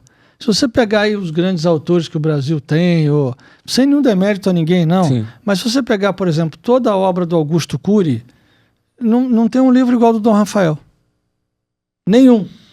Nenhumzinho. Agora, capas maravilhosas e tal. A capa dele, coitado, era um negócio horroroso. Inclusive, alguém foi Sim. capa do livro dele lá em... Temos um modelo. Foi modelo. Não foi modelo? Minha filha. Não é? Tirei uma foto lá e fui capa do livro de Dom Rafael. Qual livro? Agora fala qual livro. 200 e não sei quantas perguntas sobre sexo e amor. Sim. Eu tô na Ele capa. tá lá com uma ex-namorada dele, que era do grupo jovem que eu fazia parte. Rapaz, comprar agora. Não sei se reeditaram. Não, eu acho que o negócio ficou outra reeditaram, capa. graças a Deus. Eu acho que tiraram a Não, capa. tiraram a capa. mudou. Mudaram todas as capas. Mudaram as capas. E isso é Tadinha, uma elas das eram bem coisas. fraquinhas. Isso é uma das coisas que eu falava muito com ele. Falava, Dom Rafael, essa capa é horrorosa. Não, a Isso. da Constância é horrorosa, complicado. Pra dizer o horrorosa, mínimo, horrorosa. fazer o mínimo Era é muito Tinha umas complicado. capas que pareciam até meio espíritas, assim, horrorosas. Não, o Alguém conteúdo fazia. maravilhoso. Mas era uma estética do tempo também, né? Mas o conteúdo daquele livro, tem 2 livros que me marcaram. Foi esse e um outro que eu não estou lembrando o nome. Que assim, eu li, eu falei, gente, eu nunca li um troço igual a esse. Impressionante. Sim. Bota todo mundo no chinelo. Agora, não tinha editora forte, a capa horrorosa, não tinha propaganda, pronto, ninguém sabe. Mas você vê que existe alguém por trás daquilo.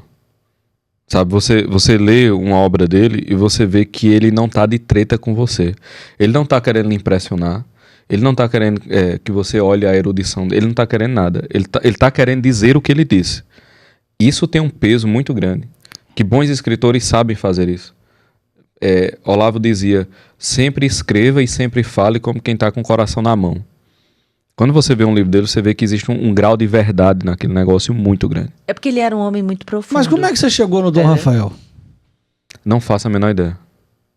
Aí eu realmente não lembro. O momento exato, rastrear assim o momento em que eu cheguei, eu realmente não lembro. A profundidade dele era grande. Então, Os retiros que por ele pregou pra gente, né? Ele tinha muito Dezenas conteúdo, de ele retiros. tinha nesse sentido, né? Um homem muito culto, com muita sabedoria. Então, isso vai Sim. construindo, né? Mas você não o conheceu pessoalmente? Nunca. Nunca viu uma homilia dele? Nunca. Ele berrando? Nunca. Ah. Nunca. Eu cheguei perto de alguém parecido com o Padre Fausto. Padre Francisco Fausto. Sim. Tem cada livro espetáculo. Ela morreu agora há pouco tempo. Exatamente. E Uma graça eu não consegui. Estava agendado, mas eu não consegui conhecê-lo. Ah, mentira. Foi. Mas foi até bom, Deus sabe todas as coisas, né? Talvez nem gostado de mim ele tivesse. Agora tem que encontrar com ele no céu. Vai saber. Né? Mas ele também tem algumas obras que utiliza lá. A Preguiça, aquele livreto dele da Preguiça, o Reflexões sobre a Bondade. Nossa, já também é um livro muito bom. Outro dia, de novo, uma coleçãozinha inteira do Dom Rafael, lembra que chegou na Lembro. casa? Comprei uma coleção inteira dele. Fizeram uma coleção capa dura, não foi? Recentemente, tem uma mais bonitona assim. Mas ele deu muitos livros para mim também. Ele deu um que ele fez sobre direito canônico, com a linda dedicatória longa pra caramba, muito bonita. Não sabia que ele escrevia também sobre isso. Sim. Vou dar uma olhada, vou dar uma pesquisada. Tem muita coisa boa dele, viu? Muita. O meu filho tem um arcanjo Rafael que ele deu 1 ano antes do Rafael nascer, lembra? Foi. Eu tava grávida, eu acho, não tava? Eu tava grávida, ele botou para Rafaelzinho. Para Rafaelzinho. Rapaz, que caramba, tem história com o homem santo, tem seu valor, né? Mas esse tem história mesmo. Que ano que ele morreu? Agora eu já não me lembro. Procurando aqui um negócio para mostrar para ele. Na noite que ele morreu, a gente foi lá, foi no quarto dele. De fora da casa, só tava eu e De fora do Opus Dei, só estávamos nós dois. E era a casa masculina. Sim. Eu ainda entrei, pus no quarto dele. Fomos no quarto dele, tinha acabado de morrer. com ele lá. Então, foi assim, muito triste pra gente. Então, vocês têm um intercessor, né? Sem dúvida. Ele realmente era... Eu tô procurando aqui, não tô achando, queria mostrar pra ele. Mas enfim, depois eu acho e... Não, depois me manda. Rafael, Leano Cifuentes. Depois eu mostro. Exato. Agora me explica isso aqui. Peraí, vou pegar. Peraí que eu vou pegar. Que eu quero entender isso aqui que chegou aqui pra gente. Olha, chegou tudo isso aqui. Tem essas cartas aqui. Deixa eu tirar aqui essas cartas. Negócio bem feito isso aqui, né? Gostou? Muito legal. Tem essas cartas. Chama Jornada até Belém. Vem nesse envelope grande. Aí tem uma opção de coisa, rapaz. Eu fiquei olhando, eu falei, meu Deus do céu. Aí vem essa parte aqui toda, jornada, um mapa. Aí tem uma caixa de presente. O que mais? O presépio para montar. Tem o presépio, exatamente. Aqui o presépio para montar. O que foi isso? Conte para mim. Nós pensamos Aí assim... tem aqui as regras, como aqui jogar. as regras do jogo, né? Porque todo mundo fala em viver o advento e tal. E tem muita gente nova na fé. E muita gente que até queria viver, mas... Não tem, digamos assim, uma tradição, uma cultura de viver isso. Então, eu e minha equipe idealizamos esse jogo, que ele é basicamente o seguinte: quem vai conduzir a narrativa é a história da salvação e a história do nascimento contada por São Nicolau, que é o Papai Noel, né? Então, todo dia chega uma cartinha de São Nicolau. Dia, carta de São Nicolau. Aí são 26 cartas, são os 26 dias do advento. E que São Nicolau vai falar às crianças. Aí na cartinha tem São Nicolau falando e aí tem o totem. Cada dia, pega o mapa aí vermelhão. Esse aqui. Isso. Aí cada dia, cada bolinha dessa... Você quer mostrar aí? Mostra aí. Não, pode ficar. Cada bolinha dessa aí é um tema específico. Aí, por exemplo, essa primeira é a árvore de Jessé. A gente fala das promessas do Antigo Testamento. Aquela do anjo, aí explica às crianças que existe o mundo angélico.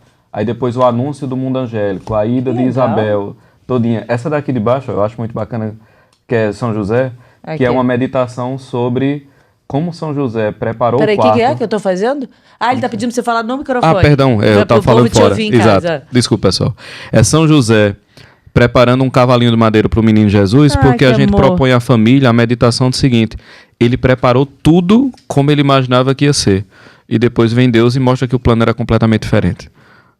Né? E logo depois tem um recenseamento. Então você imagina o nível de... É verdade, né?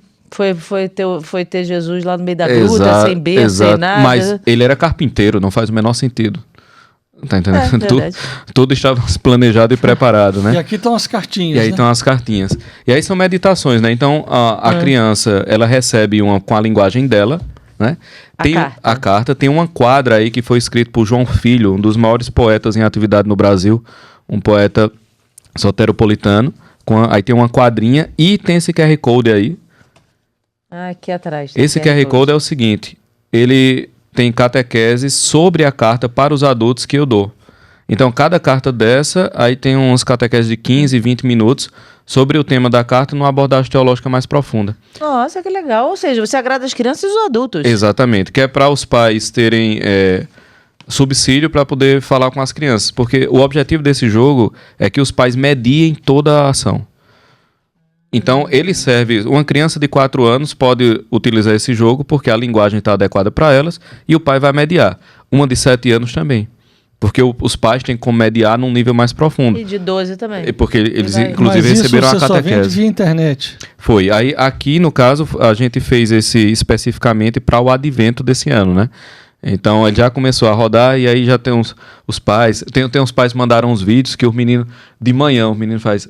São Nicolau já deixou a carta, porque vira um evento, né? Gente, porque que todo legal. dia é uma cartinha lá. Eu quis colocar o presépio, porque tem uma parte que nós explicamos a simbologia do presépio. O que significam os animais, as coisas. E tem um ponto, né? Pai quer fazer as coisas, mas ele também é muito ocupado. Então, pai também não quer ter trabalho. E aí a gente achou por bem. Já dá. Toma, já tá o presépio aqui todo. Já só tá, monta, meu é filho. só destacar monta, e montar. Destaca. Porque isso E aí bota era uma no- boa coisa. Agora talvez esteja muito cima, né?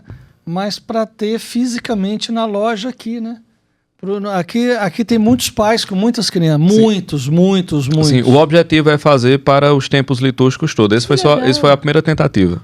Pô, muito bacana. Esse- E tá muito bem feito. Esse foi o primeiro tiro. O material tá com qualidade. É. Você vê uma gramatura alta, uma qualidade, tá bonito, tá visualmente bonito. Todos os dias eu tinha reuniões pessoais com o pessoal. Com designers, com tudo. Com tudo, para revisar todo santo dia durante um mês. A gente fez isso em 1 mês e meio. Ficou muito bonito. E, enfim, a ideia, essa primeira E o tentativa presente? aí. Esse presente, bota onde? Esse presente é o seguinte: aqui tem uma atividade que é para as crianças oferecerem coisas ao menino Jesus. E aí E corta aí tem uma aqui, faz caixinha, a uma caixinha de presente faz o presente. para eles colocarem dentro. Bota a chupeta. Não, tudo. Orações, desejos, pedidos. É uma dinâmica para eles. Só que junto com isso a gente também criou um material digital para mais atividades ainda. Então, às vezes a criança esgotou a atividade, mas ela está muito interessada. Aí tem lá mais atividades sobre o tema, para os pais imprimirem, enfim. Eu abri, e trabalharem. eu sempre gostei de ler a última página do livro primeiro. Eu fui logo no dia 25 aqui para ver se dizia que o menino Jesus nasceu. Pode abrir. 25? Eu já fui. Aí tem até o 26, Eu já abri o 25. Você abriu 25? Seu curioso. Claro, pô. Ah, que amor. Como, Tá aqui. Não, tá aqui, ó. Tá ele na sim. manjedoura. Como tá o aqui. poema? Hoje é festa e alegria, nasceu para nós o menino. É hora de colocar o menino Jesus no presépio. A noite santa chegou. O mundo inteiro se enche de luz. Maria, serena e cheia de amor, embala o menino em seus braços. José, com ternura e cuidado, protege aquele que é a causa da nossa alegria. Querida família, nesta noite deixem o coração transbordar de gratidão. Imaginem Jesus nos braços de Maria. Sintam o olhar amoroso de José e contemplem até os animais que silenciosamente adoram o Rei do Céu. Toda a criação celebra este momento. E vocês também fazem parte dessa adoração quando rezam, sorriem, abraçam e vivem o amor. Que lindo. Aí ele continua, hoje é noite santa. Que cada coração seja uma manjedoura para o Salvador. Celebrem com emoção, relembrem cada etapa da história, conversem sobre a bondade de Deus e deixem-se tomar pela alegria do Natal. Que lindo. E termina com Feliz Natal, ho, ho, ho, São Nicolau. Exatamente. Que lindo, muito bonito. É porque a ideia é recristianizar tudo, né? Então... Porque senão você vai no shopping e não tem menino Jesus lá, não. Exato, só que aí se você junta São Nicolau com o Menino Jesus e coloca tudo ali, aí passa, sabe?